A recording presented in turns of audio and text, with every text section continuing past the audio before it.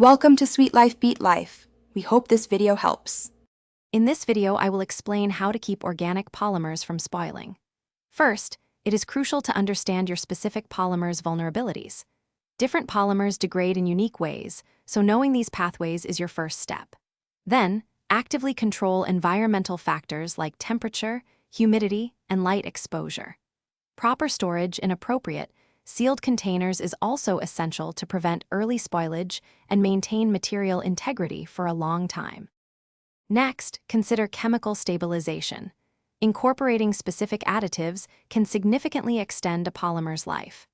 Antioxidants, for example, are vital for preventing oxidation by neutralizing free radicals. Ultraviolet light stabilizers absorb damaging UV radiation, protecting the polymer from photodegradation.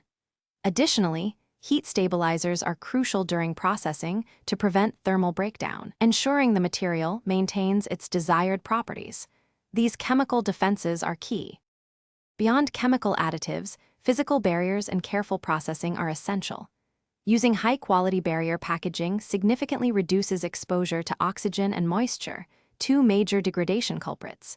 During manufacturing, maintaining precise processing temperatures is critical to prevent thermal damage. Also, minimizing mechanical stress, such as shear, helps preserve the polymer's structural integrity. These physical controls are vital for long-term stability. Finally, ongoing monitoring and maintenance are paramount.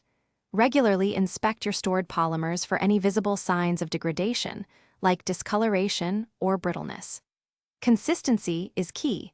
Maintain stable environmental conditions, avoiding fluctuations in temperature or humidity.